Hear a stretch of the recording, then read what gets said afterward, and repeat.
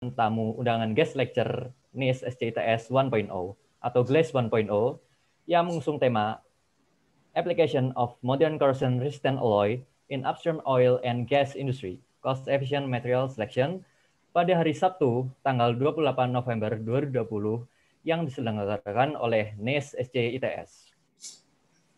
Puji syukur kehadirat Tuhan semesta alam, karena berkat rahmat dan hidayatnya, kita semua dapat berkumpul dalam sesi guest lecture kali ini.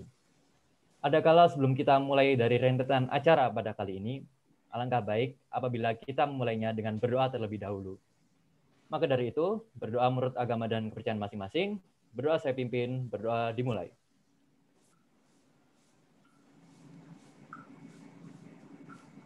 Tiada kata cukup dalam berdoa. Nah, dan untuk agenda berikutnya, mari kita simak bersama video dari NIS SCITS Introduction. Silakan operator.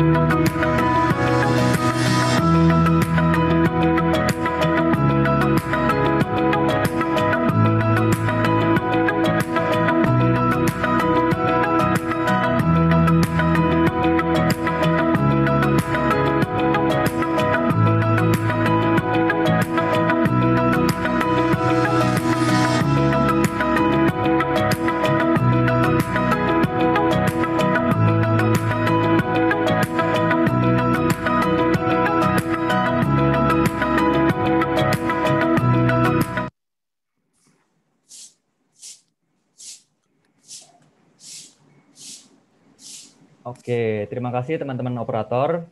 Selanjutnya, izinkan saya untuk membacakan agenda pada siang hari ini sebagai berikut. Untuk yang pertama adalah pembukaan seperti yang sedang kita laksanakan. Lalu untuk yang kedua, ada sambutan dari Ketua NIS SCITS, Mas Rifki Akilsani, dan dilanjutkan dengan sambutan oleh Bapak Agung Purniawan, selaku Faculty Advisor NIS SCITS. Kemudian Bapak Kukuh Waneng Kirtio Surojoyo akan berikan materi dan akan ada sesi tanya jawab. Nanti diakhiri dengan sesi penutupan. Adapun sebelum kita masuki inti acara, akan saya bacakan terlebih dahulu mengenai tata tertib dari GLASE 1.0. Yang pertama, seluruh peserta diharapkan untuk mengganti nama profil dengan format nama _ instansi. Seperti misalnya Hanif_ITS. Lalu untuk yang kedua, seluruh peserta diharapkan mematikan mikrofon selama kegiatan GLASE berlangsung. Untuk yang ketiga, seluruh peserta diperkenankan untuk mengajukan pertanyaan pada sesi tanya jawab dengan mengaktifkan fitur raise hand. Moderator berhak memilih peserta yang akan ditanya. Lalu untuk selanjutnya, peserta yang telah dipilih dipersilakan untuk menghidupkan mikrofon dan mengajukan pertanyaan. Jika tidak memungkinkan, peserta dapat mengajukan pertanyaan melalui fitur chat. Lalu untuk seluruh peserta GLASE 1.0 dipersilahkan untuk mengisi form kehadiran acara pada link berikut. Linknya yaitu intip.in/present-glaze. Mungkin itu sudah ada yang lebih jelasnya di kolom chat, bisa dicek. Oh iya, dan saat pengisian kalau bisa menggunakan nama lengkap dan dengan alamat email yang valid ya.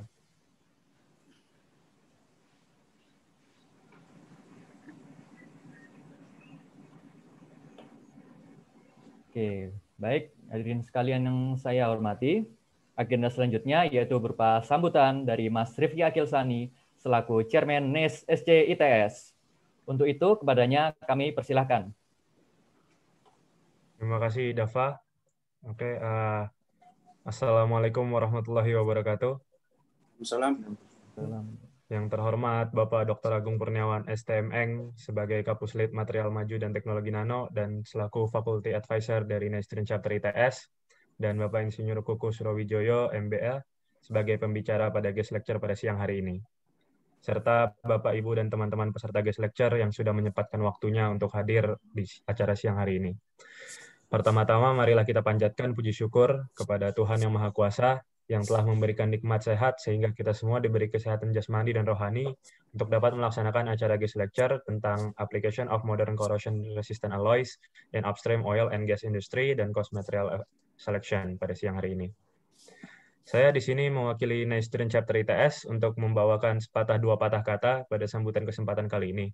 Kami, segenap anggota NIS Student Chapter ITS, mengucapkan terima kasih sebesar-besarnya atas diberinya kepercayaan dan bimbingan oleh Bapak Ibu dan teman-teman sekalian untuk mengadakan guest lecture di kesempatan kali ini. Marilah kita ikuti rangkaian acara yang akan kita laksanakan pada guest lecture siang hari ini dengan penuh hikmat, agar usai acara ini kita dapat mengambil manfaat dan uraian-uraian dari materi yang akan disampaikan oleh Bapak Kuku nanti, agar dapat berguna ke depannya.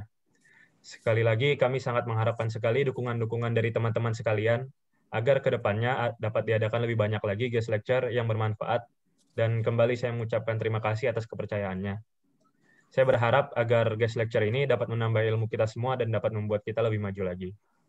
Mungkin demikianlah sambutan singkat yang dapat saya sampaikan. Atas segala kekurangannya saya mohon maaf.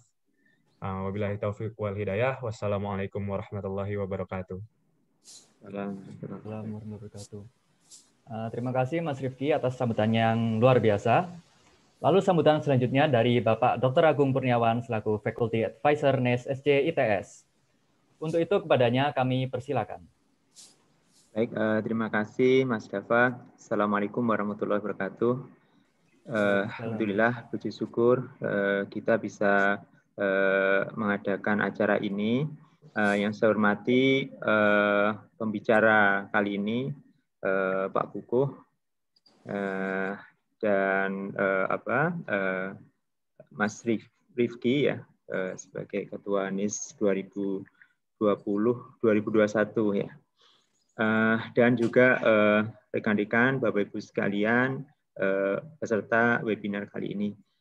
Baik, jadi ini Pak Kukuh ini adalah punya kontribusi yang sangat besar di NIS Student Chapter ITS ini. Jadi dari beliaulah kita bisa mendirikan NIS Student Chapter ini. Jadi beliau dulu yang membimbing kita ya untuk proses berdirinya NIS Student Chapter ini. Jadi beliau sebagai di kepengurusan NIS Indonesia dan lewat beliau kita bisa mendirikan NIS Student Chapter. Dan dari sisi keilmian ini luar biasa ini Pak Kukuh ini sudah malang melintang di dunia material ya.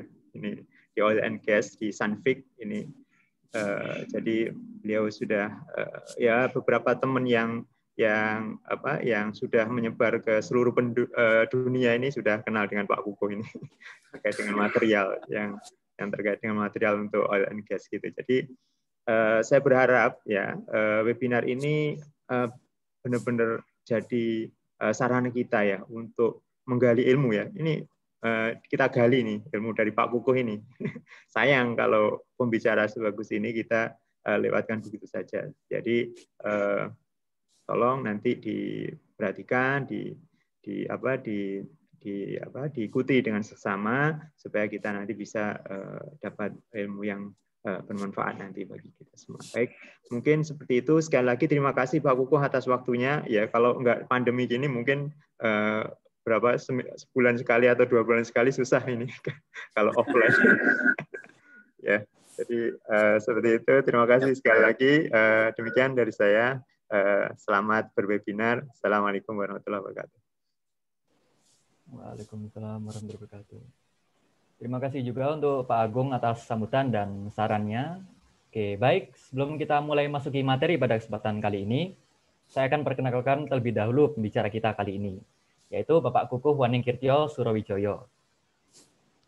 Beliau merupakan Technical Sales dan Marketing Area Manager dari TUP Oil and Gas Senvic Materials Technology, kawasan Asia Tenggara.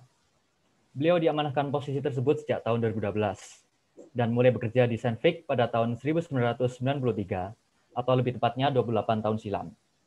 Sejak saat itu, beliau sudah banyak bekerja pada sales dan marketing yang beragam. Bermulai di Indonesia National Sales Manager pada tahun 1993, lalu pindah ke Swedia sebagai Product Manager OCTG, lalu di UK di antara tahun 2000 hingga 2007 dengan beberapa posisi seperti Technical Sales Manager, OCTG Business Development Manager, dan Internal Consultant EMEA. Dan juga beberapa posisi di Singapura pada kisaran tahun 2007 hingga 2009 sebagai Internal Consultant Asia Pasifik, lalu sebagai Price Strategist di tahun 2009 hingga 2011, dan sebagai Technical Sales dan Marketing Area Manager kawasan Asia Tenggara yang berpusat di Kuala Lumpur, Malaysia dari 2011 hingga sekarang. Beliau sekarang juga merupakan trustee dari NIS Indonesia pada tahun 2019 hingga 2021. Beliau memperoleh gelar insinyur dari jurusan metalurgi di Universitas Indonesia dan gelar Master of Business Administration dari IPMI, International Business School, Jakarta. Dan saya pikir tidak perlu berlama-lama lagi, mari kita sambut bicara kita, Bapak Kukuh Waningkirtyo Surowijoyo, kami persilakan. Boleh tepuk tangan virtualnya?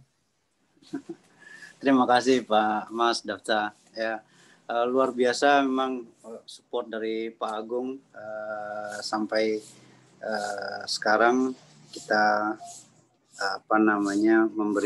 mendapatkan student chapter menjadi realita di ITS, dan dari pengalaman saya student chapter ITS ini yang sekarang paling aktif di Indonesia. Jadi melebihi dari universitas-universitas lain seperti ITB, UI, dan Gama malah belum ada student chapternya. Dan selamat buat Mas Rifki yang memulai menjabat sebagai ketua NES student chapter di ITS. Oke, saya belum dapatkan screen dari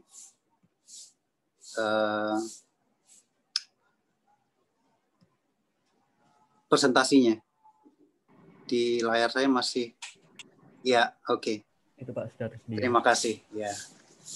Jadi pada saat ini saya akan mempresentasikan suatu studi dari aplikasi modern corrosion resistance alloys di industri upstream oil and gas.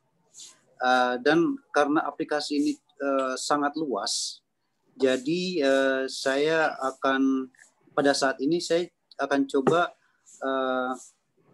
memfokuskan pemilihan material. Kita mengoptimasikan pemilihan material yang kita konversi dari sisi teknis ke sisi cost. Jadi kita melihat ke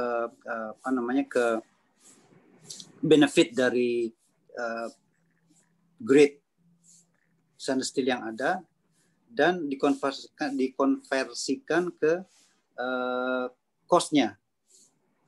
Ada nggak benefitnya merubah material dari yang lebih rendah, grade yang lebih rendah ke yang lebih tinggi.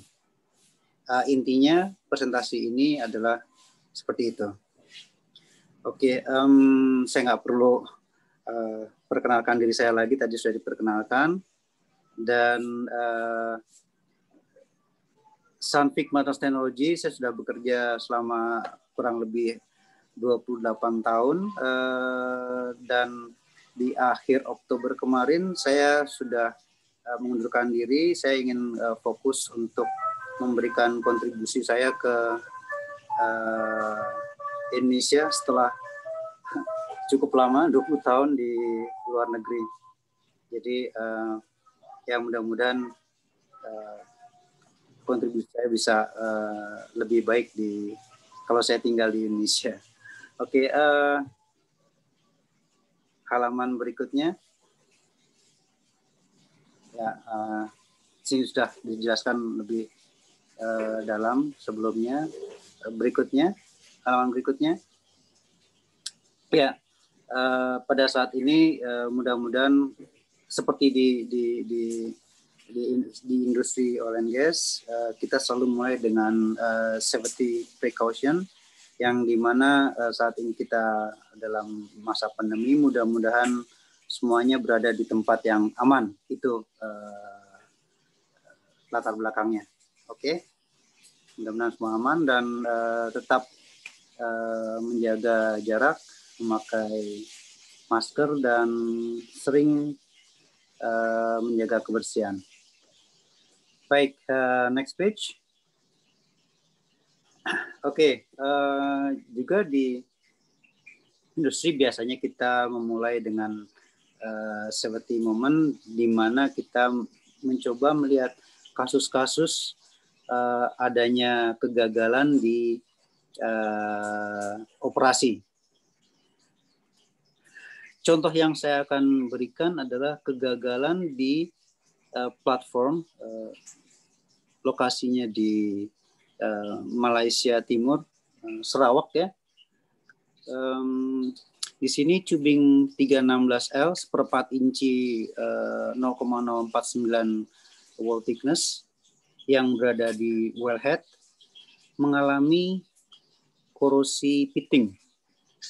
Jadi korosi pittingnya itu lokasinya berada di jam 12, jadi di atas gitu.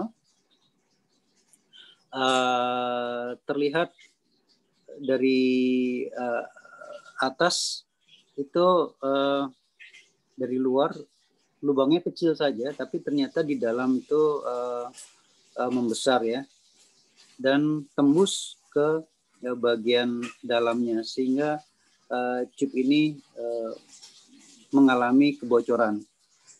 Dari analisa resemnya, EDS spektrum, kita lihat bahwa kandungan chloride, oksigen, Fe dan kromium cukup tinggi di daerah depositnya, di pitnya. Jadi kita bisa ambil kesimpulan bahwa pitting ini disebabkan oleh klorida. Kira-kira seperti itu. Mudah-mudahan pengalaman ini memberikan suatu gambaran bahwa grade 316L bisa gagal kalau terekspos di marine environment. Oke, next page. Ini sudah dibicarakan.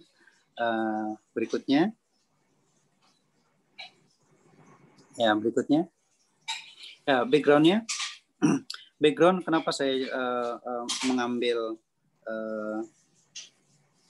tema seperti ini adalah di industri selalu menuntut untuk mendapatkan proses yang lebih efisien, yang operation cost-nya lebih rendah.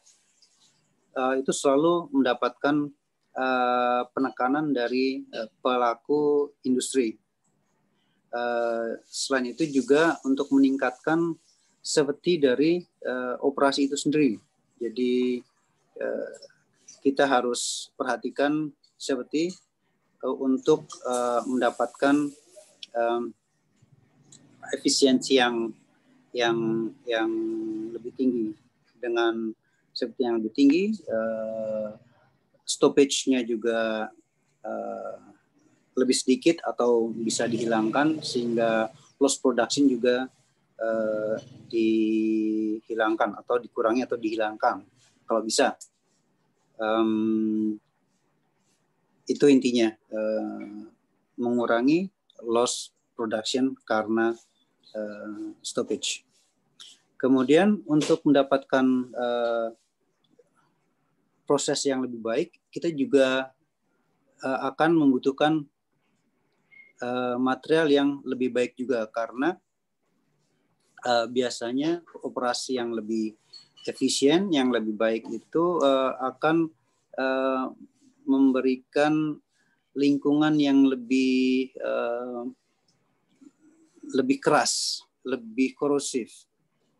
Misalnya temperaturnya dinaikkan, karena temperatur dinaikkan tentu saja korosinya juga akan meningkat ya. Juga pressure-nya meningkat, sehingga kita butuhkan material yang lebih kuat. Dan salah satu optionnya adalah duplex stainless steel. Dan di sisi lain, di industri fabrikasi, mereka sudah mempunyai pengetahuan yang cukup mumpuni untuk melakukan fabrikasi duplex ini, ya, di grade duplex ini. Grade duplex ini sudah menjadi material yang istilahnya commodity materials. Jadi yang sangat standar di industri, yang mungkin di Indonesia baru mulai mulai populer 5-10 tahun ke belakang. Padahal ini sudah ditemukan mungkin 30-40 tahun yang lalu. Jadi sudah cukup lama ya. Dan dalam prosesnya duplex grade berkembang menjadi grade-grade yang lebih modern pada saat ini. Oke, isi dari materi presentasi ini adalah kira-kira korosi yang sering terjadi di oil and gas apa, kemudian kita lihat alloying element price dan cost index-nya, kemudian kita masuk ke case study dan kita masuk ke summary. Next. Oke, ini yang kita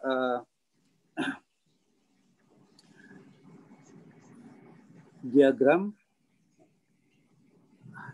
pohon ya, yang kita dapatkan kalau mau mendapatkan cost saving,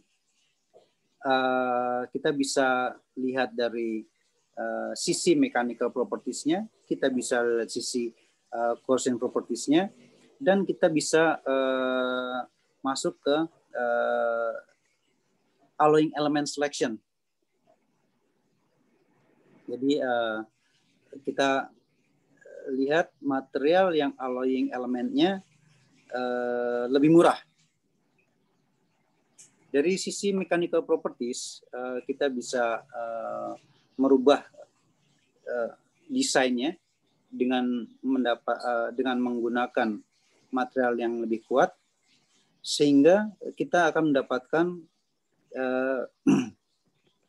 berat atau ukuran, misalnya ukuran pipa atau ukuran tube yang lebih tipis, atau ukuran vessel yang lebih tipis dengan kekuatan material yang lebih tinggi, sehingga lebih ringan, yang kita harapkan mendapatkan capex. Kalau sudah familiar dengan capex adalah capital expenditure. Ini adalah pembiayaan awal. Jadi pengeluaran yang dilakukan di awal project atau awal investment. Kemudian kita lihat dari corrosion properties. Kalau kita mendapatkan material dengan corrosion properties yang lebih baik, kita akan mendapatkan life cycle yang lebih panjang, sehingga kita mendapatkan maintenance yang lebih sedikit, nggak perlu terlalu banyak maintenance-nya, dan karena stoppage-nya atau unscheduled maintenance-nya atau shutdown-nya sedikit, kita juga loss production-nya juga lebih sedikit, sehingga juga kita melakukan operation cost yang lebih ringan. Dari sisi ini kita akan mendapatkan OPEX atau Operation Expenditure atau pembiayaan operasi yang lebih ringan. Dengan poin yang ketiga adalah dengan menggunakan seleksi material, kita bisa mendapatkan material yang lebih murah. Yang ujung-ujungnya kita akan mendapatkan capex yang lebih ringan juga, atau capital expenditure yang lebih ringan juga. Jadi kita bisa ambil satu aja atau dua atau ketiga-tiga dari tiga metode ini.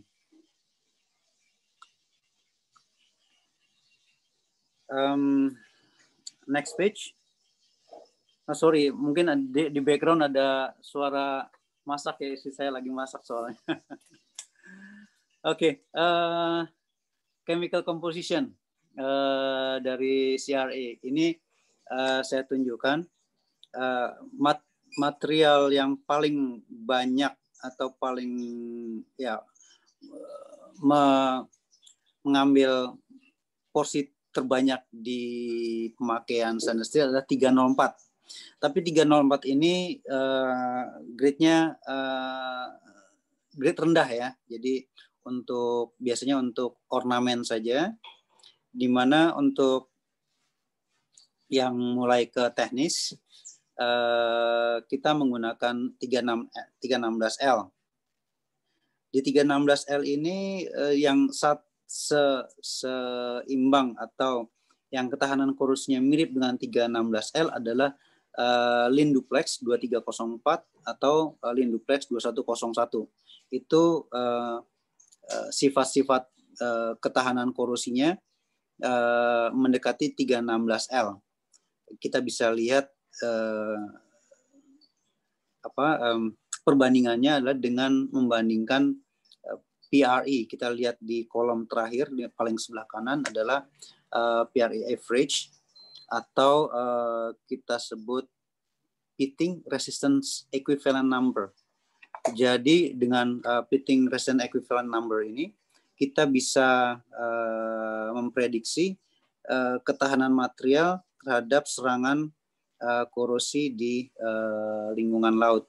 Kalau nilainya mendekati atau sama, kira-kira sama, itu ketahanan korosinya juga sama terhadap lingkungan laut. PRE ini kita derive, kita dapatkan dari menghitung kadar kromium. Maaf, ini ada salah ketik, bukan C, bukan karbon ya, tapi kromium. Persen kromium ditambah 3,3 kali persen molybdenum ditambah 16 kali persen nitrogen. Itu kita dapatkan PREN atau pitting resistance equivalent number. Di sini kita punya austenity grade 204. Dia seimbang atau sama ketahanan korosinya dengan duplex 2205. Tapi kalau kita lihat di sini austenity 904, kadar nikelnya itu jauh lebih tinggi daripada 2205. 904 memiliki 23 sampai 28% nikel, sedangkan 2205 hanya antara 4,5 sampai 6,5. Itu hampir 4 kalinya ya, kira-kira 4 kalinya. Padahal harga nikel adalah elemen paduan yang paling mahal ya sebenarnya bukan yang paling mahal, tapi molybdenum yang paling mahal sebetulnya, tapi dia nomor 2 paling mahal. Tapi karena kandungannya tinggi, jadi nilainya nikel itu sendiri di dalam material jadi paling tinggi. Kemudian grade yang lebih tinggi lagi adalah super austenitic atau 6 moli kita sebutnya di pasaran. Walaupun di sini nikelnya lebih kecil, tapi di sini molybdenumnya lebih tinggi, sehingga kita mendapatkan PRE value-nya lebih tinggi daripada austenitic 904 ataupun 2205. Grade duplex yang mirip dengan 6 moly ini adalah 2507 atau kita sebut super duplex. Di sini nikelnya cuma 6-8%, rata-rata sekitar 7. Kromiumnya 24-26 dengan rata-rata 25%, sehingga kita sebut 2507, 25 krom, 7 nikel. Dengan tambahan molybdenum sekitar 4%, 3-5%, dan ada kadar nitrogennya. Di atas itu kita sudah masuk ke nickel base alloy 625, alloy 35MO, dan kemudian super duplex dan hyper duplex 2707 dan hyper duplex 3207, di mana PRE number-nya sudah di atas 50. Jadi ketahanan korosnya di atas grade super. Oke, ini gambaran material yang ada yang kita bisa pilih untuk material selection nanti. Next page, please. Iya. Di sini saya menggambarkan beberapa jenis korosi. Saya nggak detail mekanisme dari korosinya, karena itu kita bisa lakukan di sesi tersendiri. Tapi intinya saya ingin menunjukkan ada beberapa macam korosi yang menyerang material di lingkungan marine, di lingkungan laut. Yang pertama, pitting corrosion. Ini yang tadi kita pakai sebagai contoh di atas. 316L yang kena pitting. Jadi dalam bahasa Indonesia kita sebut korosi sumur. Ya, karena dia bentuknya seperti sumur. Kemudian yang kedua adalah crevice corrosion. Crevice corrosion terjadi kalau ada dua material yang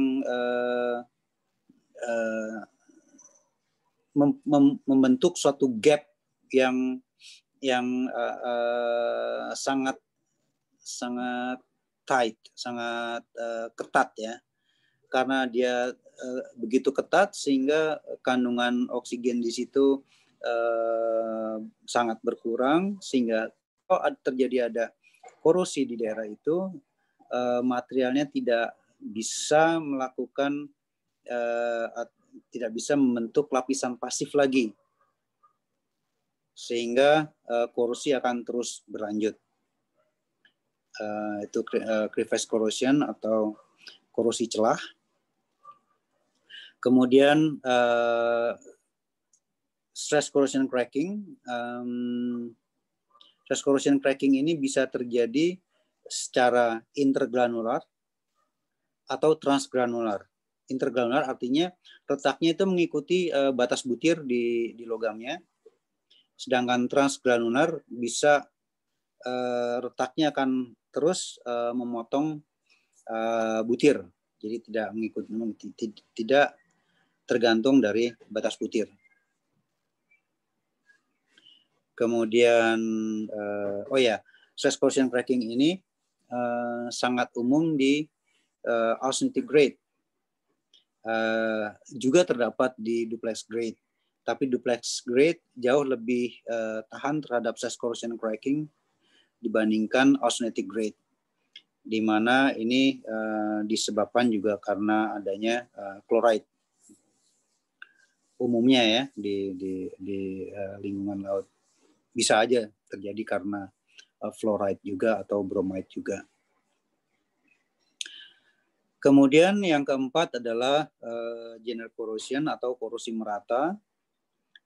Ini yang umum terjadi di kalau kita lihat carbon steel yang luarnya berwarna coklat, itu kita sebut korosi merata ya. Itu bisa juga terjadi di lingkungan laut, terutama di carbon steel. Next page. Microbial induced corrosion, MIC. Korosi ini bisa terjadi di dalam tube maupun di luar tube, di luar pipa. Dalam contoh ini kita lihat terjadi di dalam pipa, di mana mikrobanya membentuk suatu lapisan di dalam tube. Biasanya mikroba ini adalah mikroba yang anaerob, artinya mereka hidup tanpa ada oksigen. Mereka hidup dengan mengambil energi dari reducing sulfat. Jadi dari sulfat mereka reduce energinya, mereka mendapatkan energi hidup dari situ, kemudian mereka mengeluarkan H2S. Nah, H2S ini yang merusak dan mengkorosi permukaan logam. Singkatnya seperti itu. Kemudian adanya erosion corrosion, ini juga sangat umum di dalam pipa, di mana di daerah-daerah yang ada impingement atau tumbukan antara cairan dengan permukaan logam. Biasanya cairannya membawa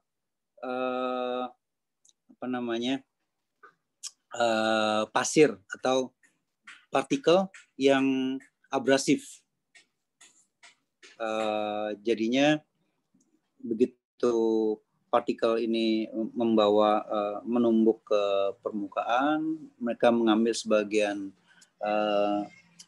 materialnya, sehingga terutama daerah-daerah yang sudah terproteksi adanya oxide, kemudian materialnya terekspos, terkorosi lagi, membentuk oxide-nya tergerus lagi, dan terbuka lagi, teroksidasi lagi, begitu seterusnya, sehingga lama-lama membuat tipis materialnya. Terus yang berikutnya adalah sulfide stress cracking. Kalau ada H2S dan CO2 dan H2O, dengan temperatur tertentu mereka bisa membentuk sulfide stress cracking. Sulfide stress cracking ini merupakan kombinasi antara stress corrosion cracking dan hydrogen embrittlement. Pada temperatur yang lebih rendah, kita akan mendapatkan hydrogen embrittlement. Temperatur yang lebih tinggi akan membentuk stress corrosion cracking. Mekanismenya, kalau hydrogen embrittlement ini intinya adalah hydrogen absorption, sehingga materialnya menjadi getas karena hydrogen ada di dalam material itu. Sedangkan stress corrosion cracking ini bukan fenomena absorption, tapi lebih ke electrochemistry. Jadi ada reaksi elektrokimia di dalam crack tersebut. Kira-kira secara umum ini adalah korosi yang mungkin terjadi di environment. Ada beberapa jenis lain yang nggak terlalu sering, tapi bisa terjadi. Oke, next page. Di sini critical pitting temperature di sodium chloride solution yang membandingkan beberapa material, di mana CPT-nya beda. CPT adalah critical pitting temperature. Critical pitting temperature adalah temperatur di mana material mulai terserang pitting. Jadi kalau kita bisa membaca dari grafiknya, kalau kita ambil 0,1% dari chloride, kita lihat grafik yang paling kiri ya. Kita lihat klorid 0,1%. Kita tarik ke atas 304 akan terserang pitting di temperatur sekitar 30 derajat. 316 terserang kira-kira 56 derajat Celcius, di bawah 60 derajat. Itu sudah terkena. Sedangkan 2205 tidak mengalami kegagalan sama sekali. Kalau di dalam air laut itu chloride kontennya itu sekitar 1, sekian persen. Jadi 316L itu kalau bisa terserang sudah sedikit di atas 30 derajat. 35 derajat saja sudah terserang. Jadi kalau di Surabaya itu temperaturnya 34 derajat, 316L kalau kena laut sudah rawan terhadap serangan pitting. Ini kita ada istilah namanya half potensial, yang kita ukur potensialnya berdasarkan standar Calomel electrode atau SCE. Kenapa kita ambil 300 mV? Ini adalah situasi di mana potensial setengah selnya itu sudah 300 derajat milivolt. Kondisi ini akan terjadi kalau air laut kita tambahkan, yang kita sering tambahkan adalah klorin. Kalau kita lakukan berikan klorin yang ditujukan untuk membunuh biota laut, itu akan meningkatkan half potensialnya terhadap standar Calomel electrode sampai kira-kira 300. Kalau biocide ini kita injeksi secara intermittent. Jadi kalau misalnya kita punya heat exchanger ya, kemudian kita lakukan intermittent injection dengan klorin, itu half potensialnya mencapai sekitar 300 mV. Tetapi kalau kita ada kondisi di mana kita harus continuously injeksi klorin, itu tegangannya bisa meningkat sampai 600 mV standar Calomel electrode. Jadi pada kondisi ini kondisinya sangat berat, sehingga kalau kita lihat dari grafik 2205 yang tadinya di sekitar 1 derajat itu terkenanya sekitar hampir 80, di bawah 80 ya. Di kondisi 600 mV atau injeksi klorin yang continuous itu bisa sekitar 55, di bawah 60 derajat. Jadi temperatur yang lebih rendah, duplex 2205 mengalami serangan pitting. Oke, saya sebetulnya pengen jelaskan gimana caranya membentuk grafik ini dengan gambar paling kanan, tapi sepertinya waktunya mungkin nggak cukup. Kita park aja dulu. Seandainya nanti ada pertanyaan, kita bisa balik ke tempat sini. Oke, next page.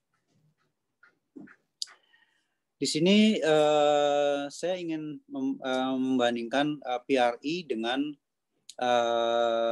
CCT dan CPT. CCT adalah critical crevice temperature dan CPT adalah critical pitting temperature. Saya ingin menunjukkan bahwa dengan naiknya PRI, critical pitting temperature dan critical crevice temperature juga akan naik. Kalau kita lihat PRI-nya, grafik yang berwarna, garis yang berwarna merah ini naik dari grupnya 904-2205 ke super duplex, itu naik. Dari super duplex ke hyper duplex, itu juga naik. Jadi ada korelasi antara kenaikan PRI dengan kenaikan critical pitting temperature dan kenaikan crevice temperature. Jadi artinya makin tinggi PRI-nya, material tersebut makin tahan terhadap serangan crevice corrosion dan pitting corrosion. Oke, halaman berikutnya.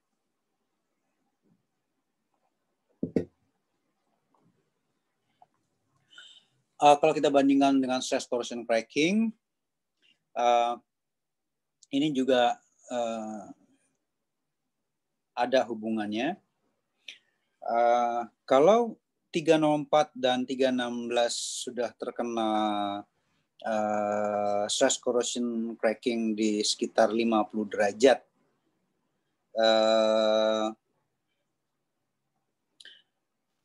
untuk super duplex dia sama sekali tidak terkena. Artinya ini ada dua sisi ekstrim, yang satu yang paling gampang terkena dan yang satu sama sekali imun. Dan diantaranya ada 2304, sebetulnya terhadap pitting 2304 kira-kira sama dengan 316L. Tetapi karena 2304 merupakan material duplex, artinya dia ada austenitic dan dia ada ferrite, di mana ferrite sangat tahan terhadap stress corrosion cracking, maka ketahanan 2304 jauh lebih baik daripada 316L. Jadi stress corrosion cracking ini diperlukan tiga parameter. Tiga parameter yang harus ada itu adalah temperatur, yaitu temperaturnya di atas 50 derajat. Kemudian ada stres, karena stres akan mempropagate crack-nya itu sendiri. Kemudian ada klorida yang membuka dan melakukan reaksi elektrokimia di dalam proses stress corrosion cracking itu sendiri. Jadi tiga yang harus ada. Lingkungan itu ada chloride, ada temperatur, ada stres.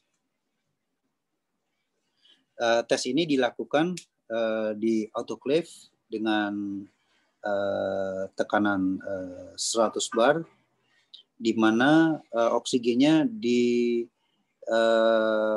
dibuat saturated sekitar 8 ppm O2. Kemudian bebannya kita bebankan sesuai dengan tes tariknya, di mana bebannya sama dengan proof strength atau yield strength.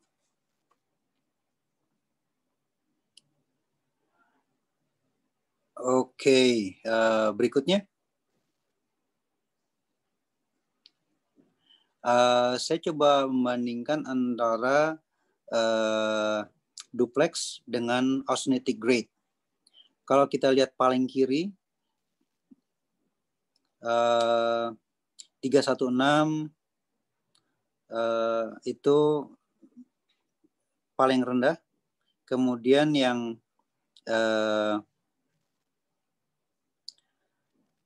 berikutnya adalah 904, naik sedikit.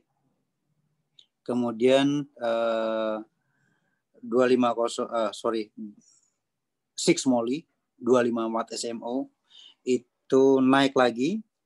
Kemudian nickel base alloy 625 naik lagi. Jadi makin tinggi alloying elemennya makin naik. Tapi kalau kita masuk ke duplex family, kita masuk ke 2304, 2101 ya. Itu sudah di atas 625 nickel base alloy. Kemudian kalau kita lihat ke super duplex, itu naik lagi, hyper duplex naik lagi. Jadi kira-kira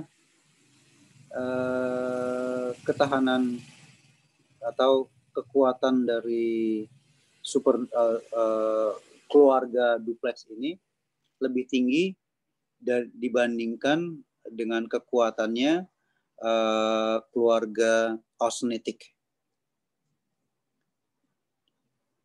Ini yang akan jadi fokus kita di case study berikut ini. Oke, halaman berikutnya.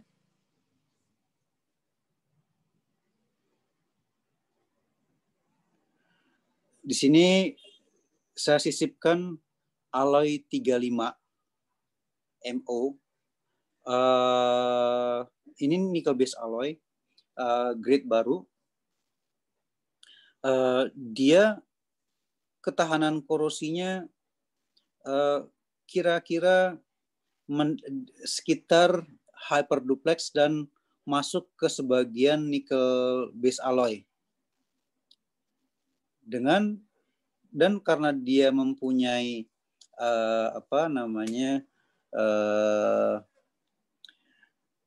base-nya nikel, dia bisa dipakai untuk temperatur yang tinggi, yang jauh lebih tinggi daripada duplex dan super duplex atau keluarga duplex. Keluarga duplex itu mempunyai keterbatasan di temperatur, ya rekomendasi oleh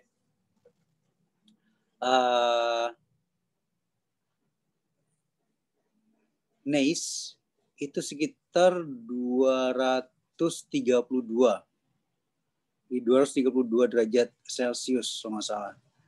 Jadi nggak sampai 250. Kalau dari sisi Sunfix sendiri, kita masih bisa memberikan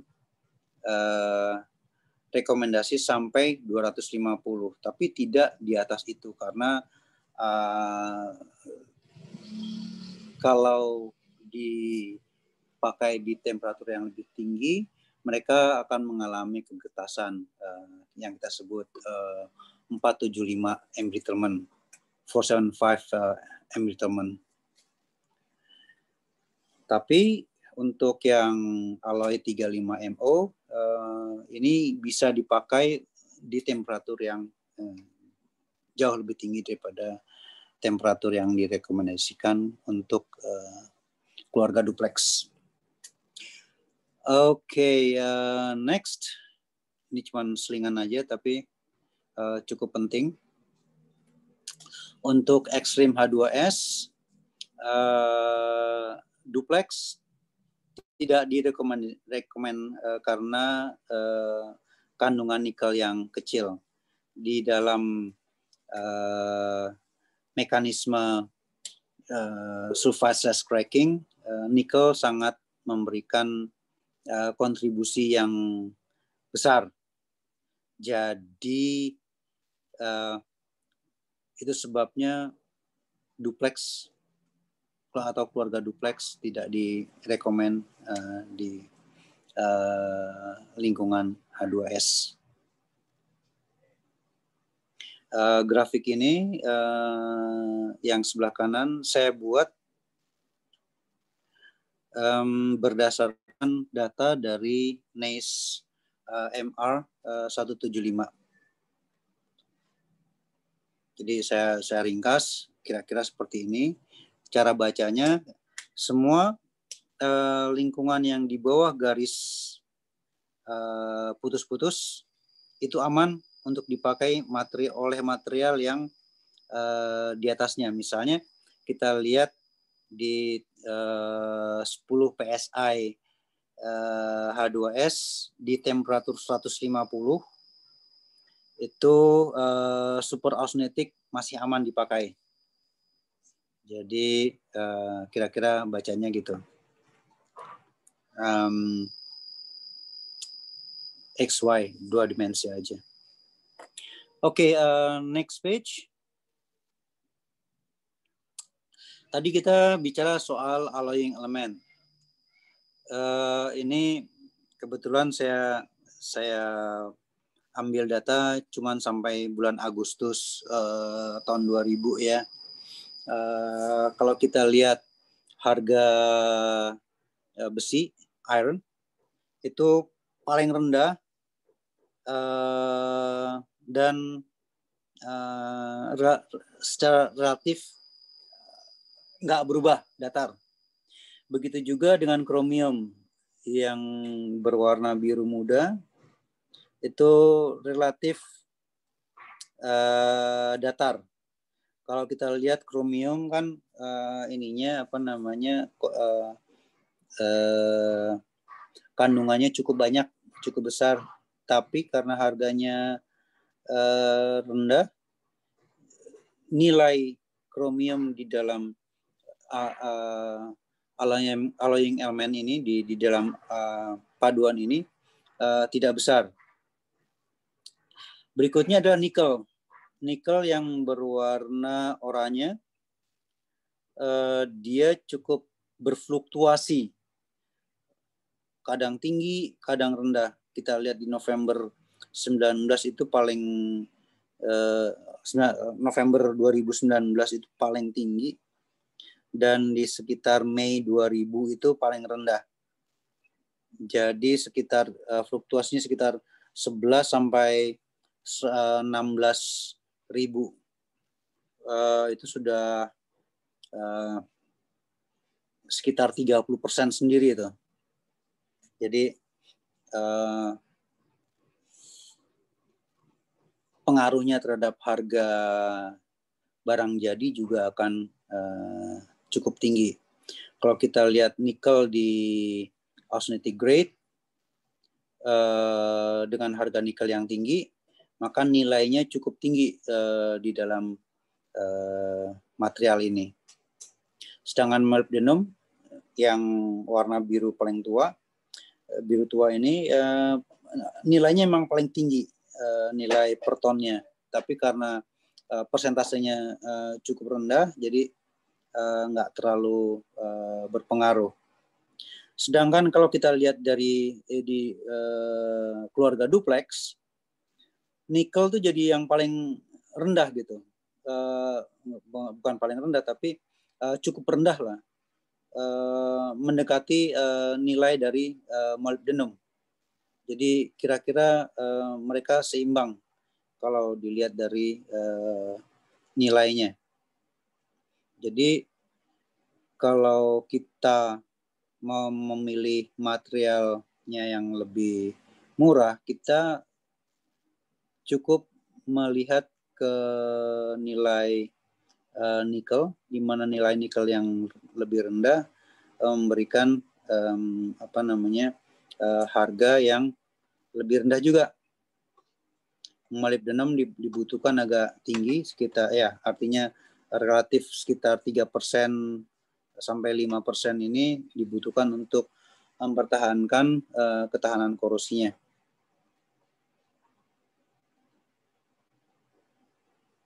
Oke, Berikutnya, case study. Case study-nya kita ingin memilih satu pipa untuk jumper di surface facility di platform. Jumper ini sekitar antara wellhead ke satu tempat. Saya nggak begitu jelas lokasinya di mana di platformnya, tapi mereka membutuhkan jumper 6 inci dengan outer diameternya 168,3 mm.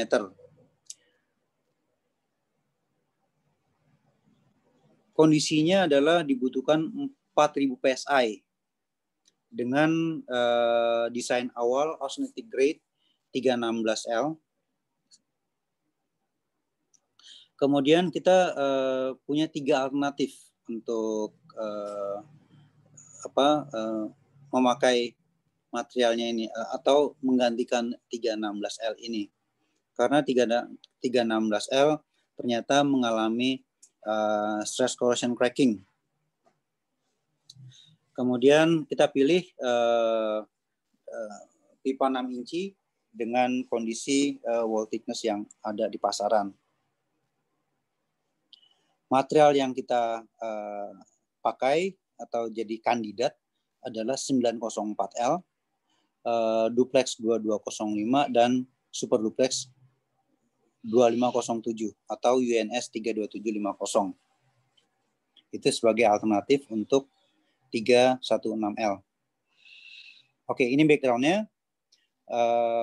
Halaman berikutnya.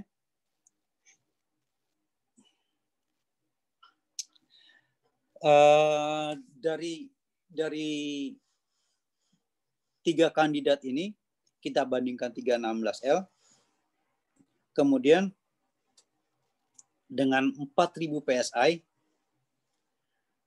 ketebalan berapa yang akan kita dapatkan, yang kita bisa pakai. Di sini kita lihat kalau kita, dari normal design pressure, dan kalkulasi ini base-nya adalah dengan memakai ASME B313.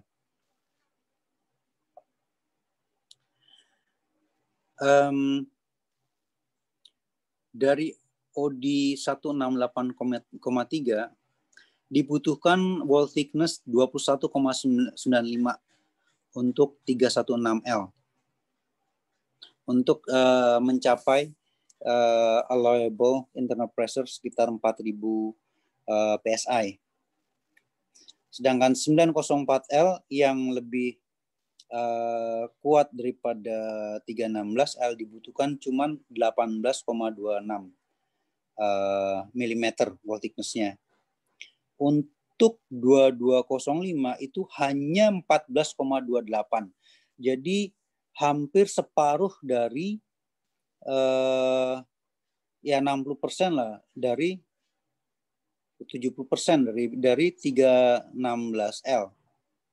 Sedangkan 2507 45% less, artinya cuma 55% dari 316L wall thickness-nya. Jadi cuma 10,97 dibandingkan 21,95 dari 316L. Jadi dengan grade yang lebih tinggi, kita bisa mendapatkan wall thickness yang lebih tipis.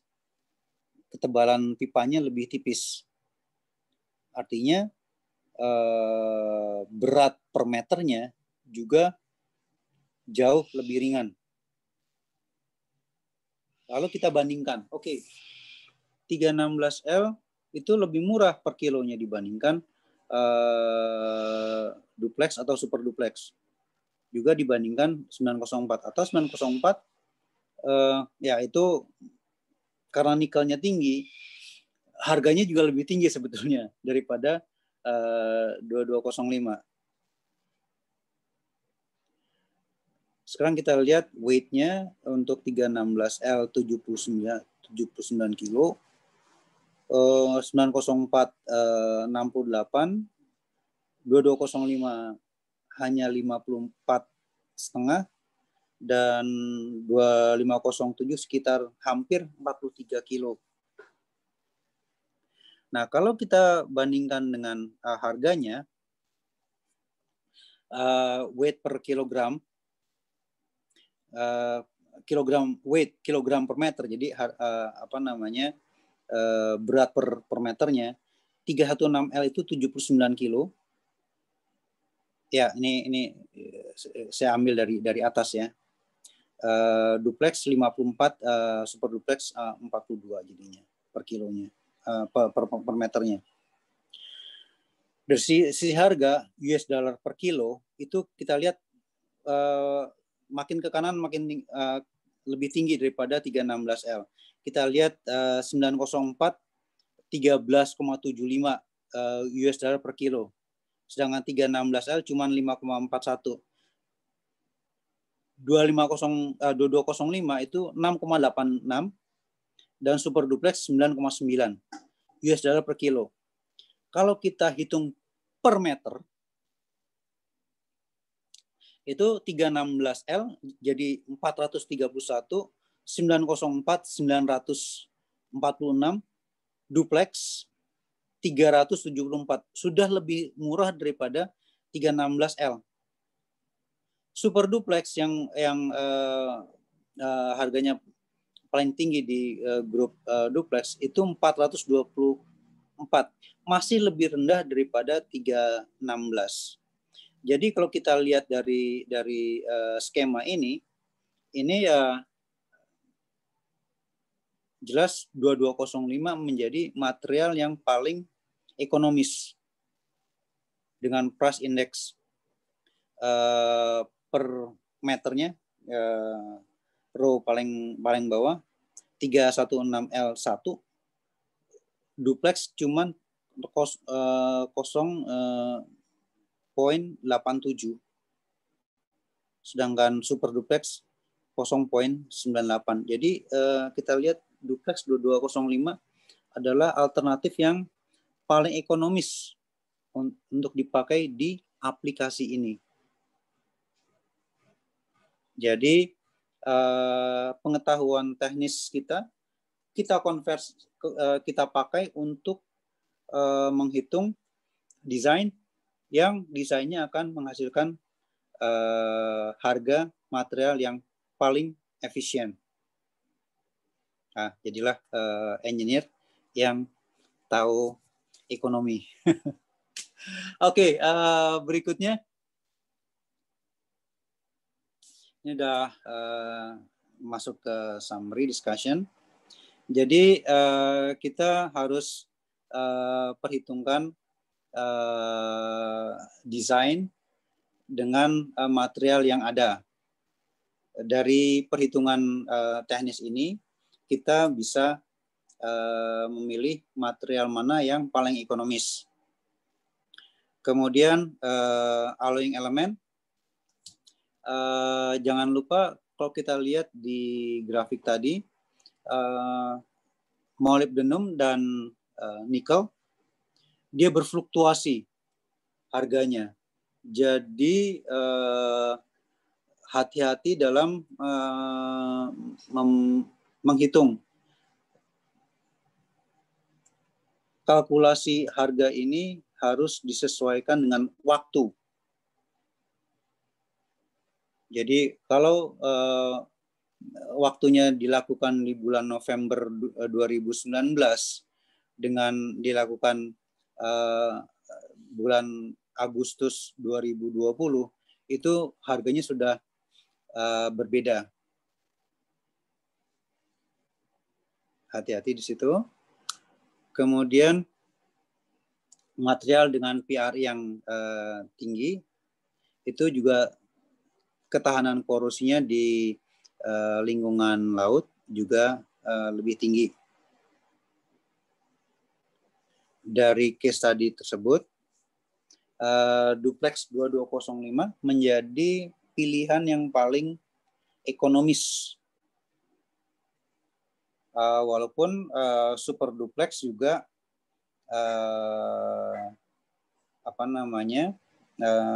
lebih rendah daripada 316, tapi 2205 harganya lebih murah dan ketahanan korosinya sudah cukup untuk lingkungan yang diminta. Kira-kira seperti itu.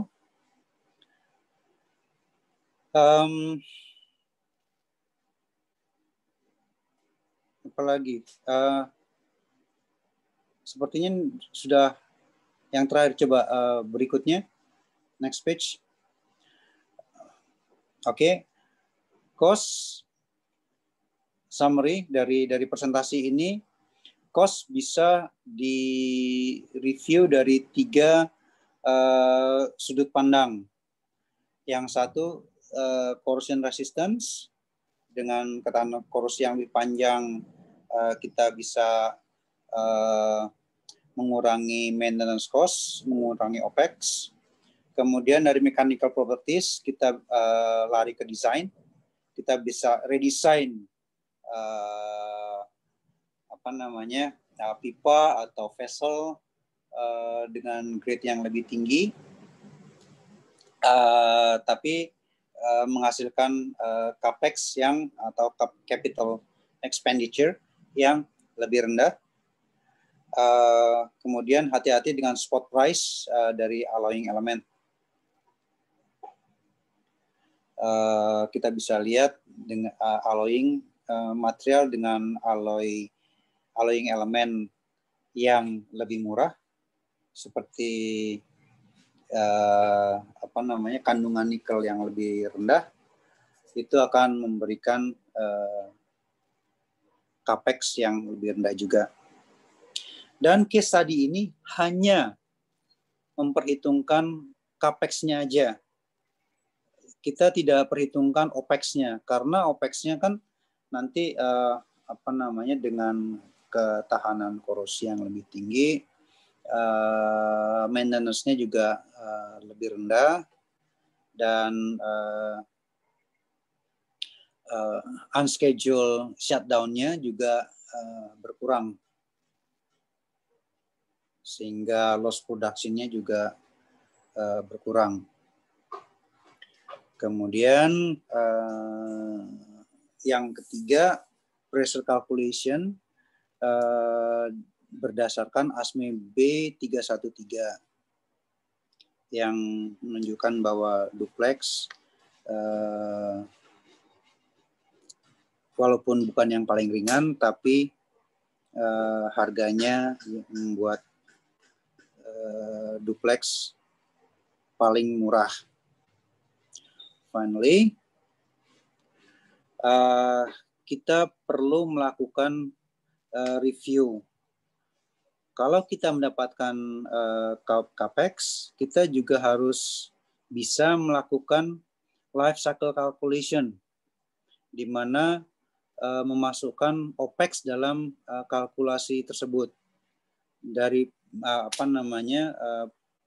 menggabungkan antara capex dan OPEX, kita bisa menjustify bahwa material ini akan save sekian banyak uang untuk perusahaan yang kita dapatkan dari nilai capex-nya dan juga OPEX-nya. Kadang-kadang perhitungannya capex-nya lebih tinggi, tapi OPEX-nya jauh lebih rendah, sehingga total dari life cycle calculation memberikan keuntungan juga buat perusahaan walaupun capex-nya lebih mahal. Tapi dalam kasus ini dua-duanya capex dan OPEX akan memberikan kontribusi ke perusahaan, artinya cost saving buat perusahaan. Oke, presentasi saya berhenti sampai di sini. Kalau seandainya ada yang mau bertanya, silakan. Sesi Q&A bisa dibuka, Mas Rifki. Baik, terima kasih Pak Kukuh karena telah memberikan materi yang sangat menarik dan edukatif sekali. Mungkin bisa minta tepuk tangan virtualnya lagi. Oke. Mengingat sesi materi sendiri sudah selesai nih, maka akan dibuka sesi tanya jawab yang pertama sebanyak 3 penanya. Dan dimohon peserta yang nanti sudah saya tunjuk untuk memperkenalkan diri dengan menyebutkan nama dan asal instansi. Maka dari itu sesi tanya jawab kita buka dari sekarang. Silakan untuk raise hand.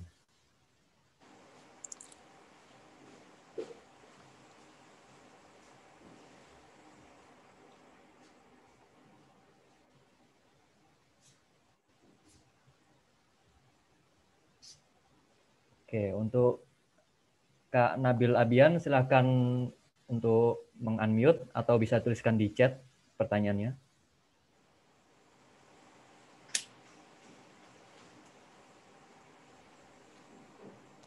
Halo, Pak. Iya. Halo. Silakan. Ya Pak, ini nama anak saya nih Pak. Ini dia pakai Zumba sekolah. Oke. Saya Budi Pak. Saya Budi Arman di Irak. Kebetulan lagi off sekarang. Saya mau nanya Pak, masalah tadi di slide awal-awal ya. Itu masalah tubing itu ada case-nya itu leaking karena adanya chloride. Benar ya Pak ya? Di tubing 3. Iya. Nah, itu hidrolik tubing ya. Cuman Oh, yang di case di itu ya apa? hidrolik tubing yang di awal. Yang di awal. Oke. Ya, Di setelah safety. adanya XRF slide itu dianalisa ternyata di residual pittingnya itu ada chloride content di sana. Yang jadi pertanyaan saya Pak, kebetulan saya di offshore, itu tubing itu kan di hidrolik itu kan kita melalui umbilical ya Pak ya. Di atas itu sudah kita proses, kita filter. Kemudian, sorry Pak, tanya ini chloride itu karena internal apa eksternal fluida Pak?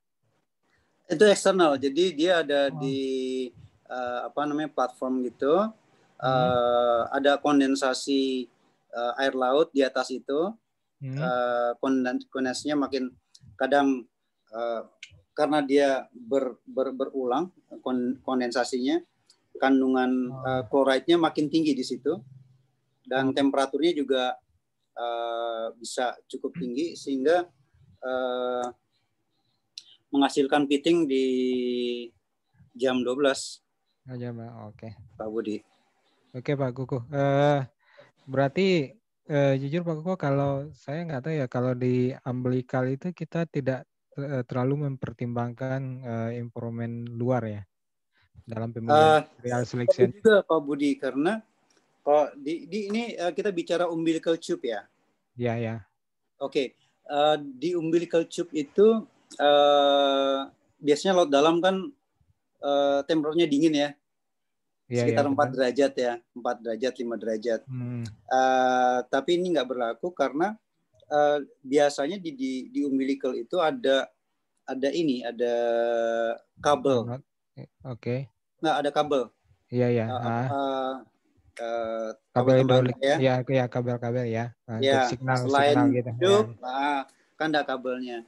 Nah, kabel itu karena dia ada aliran listrik, itu menghasilkan memberikan induksi ke tube-nya. Karena ada induksi, tube-nya mengalirkan listrik juga gitu. Karena mengalirkan listrik, di situ ada tahanan, menghasilkan panas. Sehingga biasanya dalam desain umbilical itu temperatur yang diaplikasikan di material itu sekitar 40-45 derajat gitu Pak. Oke. Jadi tetap ada mereka tetap ngambil worst from the worst, itu kemungkinan crevice corrosion Pak Budi. Oke. Selain pitting, karena crevice akan terjadi di umbilical itu crevice-nya banyak sekali, dan crevice corrosion terjadi lebih awal daripada pitting. Jadi mereka desainnya itu mereferensinya bukan ke pitting temperatur tapi ke crevice temperatur, Pak Budi. Crevice artinya celah ya Pak ya? Iya, Oke. celah. Itu Oke, terjadi Pak Teguh. di temperatur yang lebih rendah daripada pitting. Pitting, oke. Oke, makasih Pak Teguh inputannya. Ya, sama-sama Pak Budi. Iya Pak. Makasih Pak Moderator.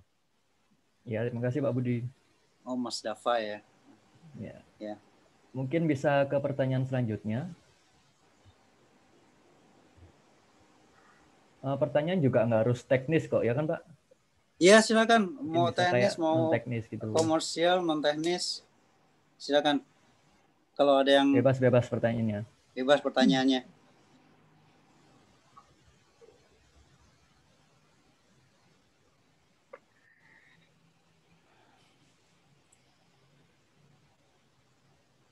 Atau materinya terlalu aplikatif sehingga karena belum punya mahasiswa, belum punya pengalaman, jadi agak susah mencerna. Mungkin bisa tanya pengalaman juga ke Pak Kukuh juga, itu juga bisa. Ya, silakan.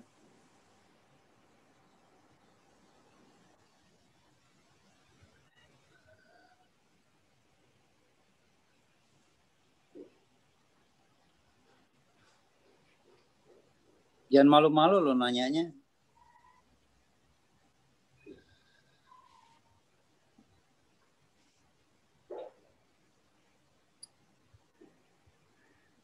Dari attendee saya lihat 97 orang. Masa cuma satu pertanyaan? Nah, ini Mas Rafli Hanif Akbar Hamdani. Silakan untuk unmute atau bisa dicantumkan ke chat pertanyaannya. Silakan.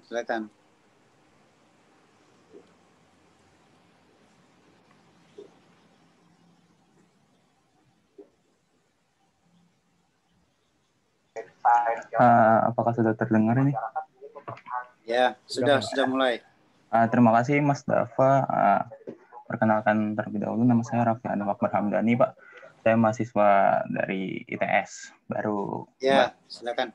Masih semester 1. Cuman terkait dengan karir Bapak aja ya, karena saya juga tidak terlalu memahami apa yang tadi disampaikan. Ya, silakan. Kebetulan saya kan salah satu mahasiswa di prodi Marine Engineering double degree ya Mbak ya. Mungkin saya mau menanyakan ke Bapak aja, menurut Bapak apa pertimbangan Bapak bisa berkarir selama 28 tahun di luar negeri Pak? Apakah memang di Indonesia masih kurang untuk bisa kita untuk berkarir secara luas gitu Pak? Atau memang pada saat itu lebih tertarik di luar negeri seperti itu Pak? Mungkin itu yang mau saya tanyakan. Oke. Iya. Sebelum saya sebelum saya keluar negeri, itu saya sudah kerja pernah jadi dosen di UI, pernah jadi engineer di Caterpillar. Jadi ditambah sekitar 7 tahun di Sunvic Jakarta. 7 tahun Sunvic Jakarta, 7 tahun di Caterpillar, 14 tahun, sekitar 1 tahun jadi dosen, sekitar 15 tahun saya kerja di Indonesia sebelum saya melangkah ngambil assignment di luar negeri. Jadi sebetulnya bekerja di dalam negeri juga nggak kalah gengsinya kok bekerja di luar negeri. Cuman saya mau meluaskan pengalaman, exposure, international exposure, sehingga saya juga bisa melihat bisnis di luar negeri itu seperti apa, bekerja di luar negeri itu seperti apa. Jadi inilah cukup berimbang lah.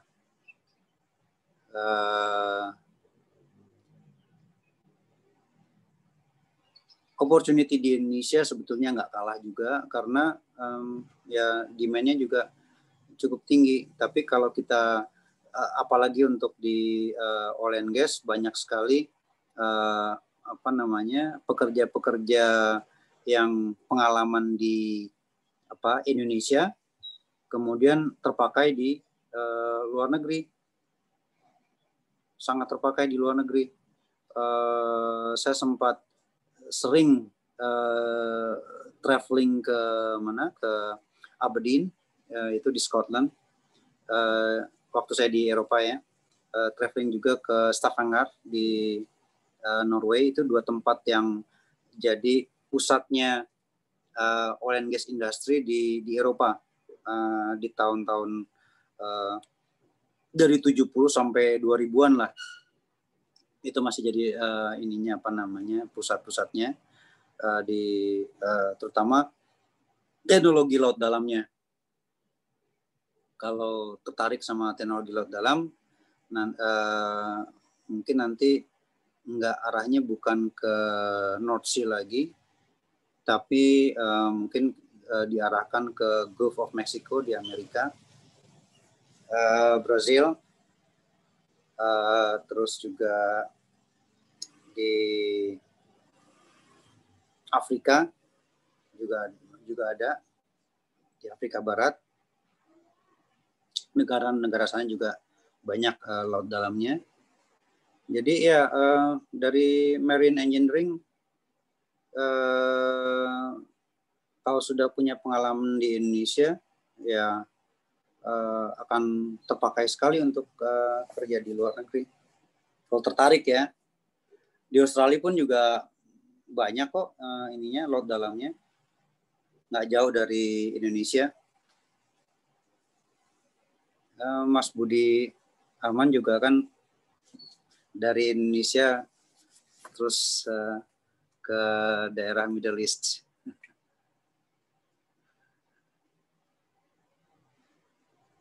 Jadi kira-kira gitu berkarir di oil and gas industry. Oh, mungkin berarti kita perlu nyari pengalaman dulu aja kali di sini ya Pak ya. Iya, lebih mantap ambil aja pengalaman di sini dulu. Sudah punya pengalaman, perdalam bahasa Inggrisnya diperbaiki. Kalau sudah baik, dibikin lebih baik lagi, sehingga waktu mau berminat untuk bekerja di luar negeri, ya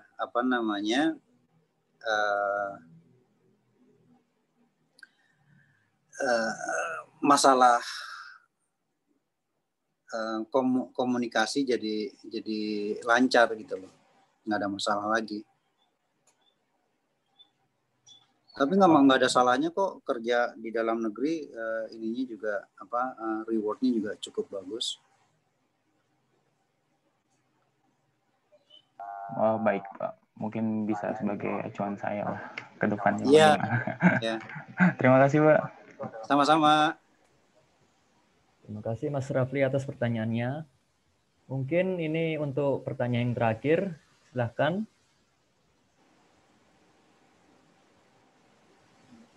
Silahkan raise hand. Atau Mas Dava pengen nanya juga boleh loh. Oh ini ada Pak, satu orang lagi nih. Iya. Kak Rafael Riami Tarigan, silahkan untuk unmute atau bisa tulis di kolom chat bila tidak mungkin kan.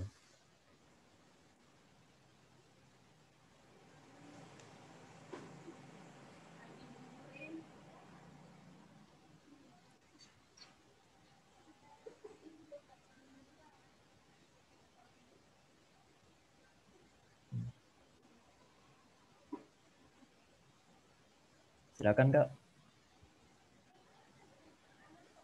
Rafael ya. Di unmute dulu Rafael. Ya, oke Pak. Apakah suara saya terdengar? Ya, sekarang sudah terdengar. Ya, sebelumnya saya perkenalkan diri terlebih dahulu. Nama saya Rafael Riami Tarigan dan saya baru semester 1 di Teknik Material, Pak. Mungkin untuk pertanyaan saya tidak terlalu berhubungan dengan webinar kali ini karena memang terlalu aplikatif menurut saya dan saya masih kurang bisa mengerti apa yang dibahas. Tapi saya ingin bertanya tentang bagaimana Bapak bisa memahami segala materi-materi dan segala topik-topik yang Bapak ajarkan selama ini, Pak. Karena saya melihat di Instagram NICE ITS juga Bapak sudah lumayan banyak melakukan webinar, Pak, dan banyak sekali topik yang Bapak bahas. Saya ingin bertanya, Pak, Bapak mendapatkan semua ilmu dan semua pembelajaran itu majoritinya dari pengalaman atau ada bacaan-bacaan yang mendukung, Pak? Kalau boleh tahu, Pak. Ya, kita mesti rajin baca. Jadi kebetulan Sadfik di mana saya sempat bekerja itu mempunyai R&D yang sangat kuat. R&D Sadfik itu yang terbesar di Eropa di dalam industri baja ya. Jadi PC-nya banyak, lab-nya besar, lengkap, sehingga mereka punya kebiasaan menulis laporan gitu, menulis laporan dari riset-riset mereka. Dari riset-riset mereka itu R&D, saya dulu waktu baru masuk itu saya punya target dalam 2 minggu saya harus bisa selesaikan membaca dan mengerti satu laporan R&D. Jadi setelah 7 tahun di Jakarta itu saya banyak sekali sudah baca hasil-hasil laporan R&D. Jadi seolah-olah saya udah ya belajar sendirilah, otodidak dari situ.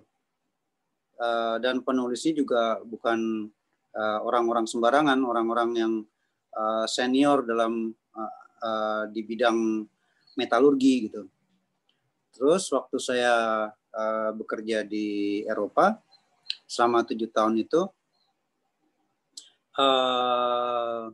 terlibat langsung dalam R&D, baik itu dalam pengembangan material maupun riset-riset aplikasi baru atau failure analysis. Dari situ saya belajar banyak. Saya langsung berinteraksi sama orang-orang R&D-nya gitu. Jadi kalau mereka melakukan riset, saya terlibat dalam riset mereka. Mereka selesai bikin laporan, saya mendapatkan sisi carbon copy-nya dari laporan-laporan mereka itu. Jadinya keterlibatan saya di R&D tinggi sekali. Walaupun saya ada orang marketing, tapi dari sisi teknis saya merasa secara pribadi saya merasa harus menguasai teknisnya juga. Itu sebabnya saya banyak terlibat oleh atau dengan orang-orang R&D. Jadi dari sisi casting, karena di dalam failure analysis kita sering mendapatkan casting defect sehingga kita harus trace back sampai ke castingnya. Kemudian kadangkala ada masalah heat treatment, kita mendapatkan ada intermetallic phase di material, sehingga kalau kita mau melacak lagi, ya melacaknya sampai di heat treatment-nya gitu. Apa yang terjadi heat treatment sehingga terdapat intermetallic phase, sehingga memberikan kegagalan di pengujian atau dalam aplikasinya. Kemudian ada lingkungan baru. Misalnya kita lagi mengembangkan, misalnya waktu itu di Kazakhstan, mereka punya pressure yang tinggi sekali. Kalau nggak salah pressure-nya itu sampai 7.000 PSI. kemudian temperaturnya juga tinggi sekali, sekitar 230-250 derajat Celcius. Kemudian chloride kontennya juga tinggi sekali. Waktu itu sampai 17.000 ppm chloride kontennya, sehingga kombinasi itu mematikan sekali. Dari situ kita melakukan suatu proses material selection, melakukan material mana yang paling bisa dipakai di lingkungan seperti ini, sehingga kita ada grade baru yang sebenarnya bukan grade baru, grade lama yang kita modifikasi disesuaikan dengan kondisi seperti itu. Kemudian kita tes, dan dari perbandingan itu grade yang kita modifikasi sesuai dengan harapan bisa mewakili atau bisa dipakai di ladang itu. Waktu itu di Kazakhstan. Ada lagi tadi dari awal kita lihat ada pitting. Kita lakukan tes di Florida. Di Florida tuh lingkungannya tuh seperti di Indonesia. Pantai, kita mendapatkan banyak sekali uap air laut yang terkondensasi. Kemudian pada siang harinya itu temperatur bisa sampai 30-35 derajat Celcius. Kita coba beberapa grade di situ. Kita pasang selama kalau nggak salah 8 bulan. Kita ban tuh dengan cold work ya. Jadi nggak dipanasin, langsung di ban aja. Artinya dan tidak nggak dianel. Artinya kita lakukan semacam stres di material tersebut dengan harapan terjadi stress corrosion cracking. Dari beberapa grade kita lakukan, termasuk crevice corrosion.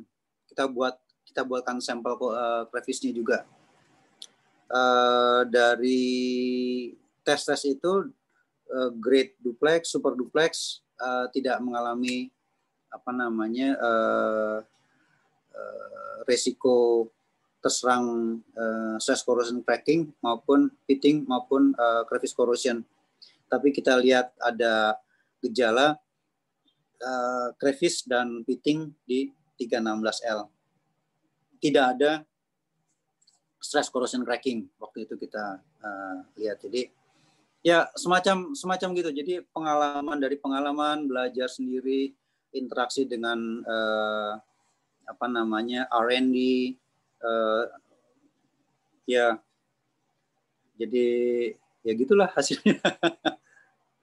Tapi ya terus terang kompetensi saya cuman di material.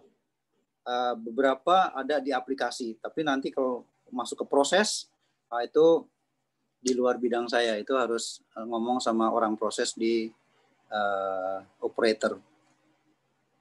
Kira-kira begitu, Mas Rafael.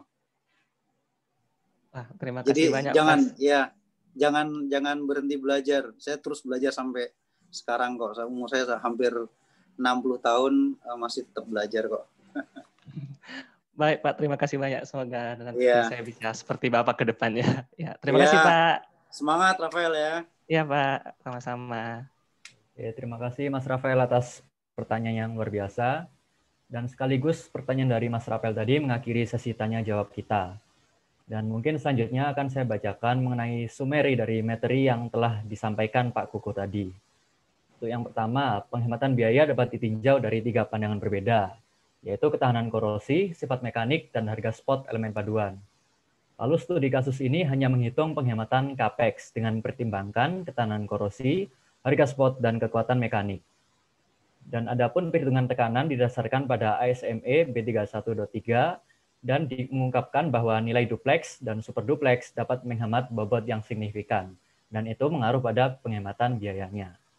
Lalu untuk yang terakhir, penting untuk memiliki perhitungan siklus hidup yang mencakup capex dan opex untuk menjustifikasi pemilihan material yang dapat menghasilkan penghematan biaya yang lebih baik dalam kasus di atas. Nah, sebelum kita mencapai penghujung acara nih, kami ada sedikit apresiasi dari Naci SCITS untuk Pak Kukuh sebagai materi, yaitu berupa sertifikat online sebagai berikut. Oh, terima kasih, Mas Dafa. Ya, dan juga kami ucapkan terima kasih banyak kepada Pak Kukuh atas ilmu-ilmu berharga yang telah dibagikan pada kesempatan kali ini. Semoga ilmunya tersebut bisa kami implementasikan di kemudian hari. Ya, kalau ada pertanyaan lagi yang lain, silahkan. Kalau nggak salah, saya sudah berikan alamat email saya ke Mas Muhammad Ahmed.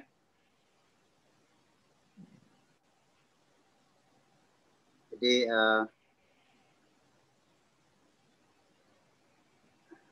perlu nggak ada ya? Oh, nggak ada. Gimana caranya kasih atau kalau ada pertanyaan lain kasih aja ke Mas Dafa atau Mas Rifki biar disampaikan ke saya. Jadi bisa saya jawab. Baik, Pak Kukuh. Ya. Pak Kukuh. Oke, karena penyerahan sertifikat online sudah selesai, dan sekarang untuk sekedar reminder bagi peserta yang belum mengisi link presensi kehadiran, bisa tolong disegerakan untuk mengisi. Dan untuk linknya akan saya share lagi di kolom chat.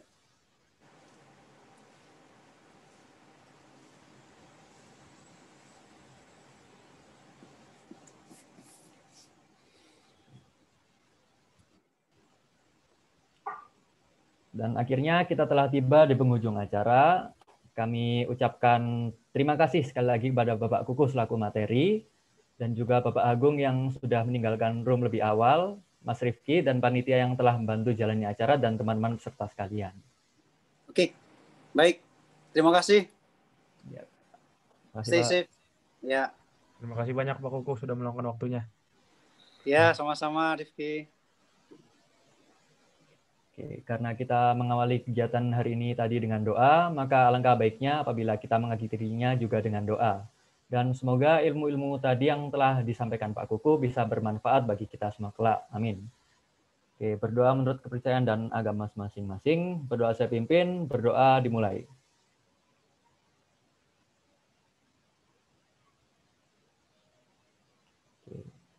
Tiada kata cukup dalam berdoa, dan tidak luput juga saya mohon maaf bila ada kesalahan atau kekurangan saat saya memandu selama berjalannya acara. Saya Dafa Ramadan selaku MC dan moderator undur diri. Billahi taufik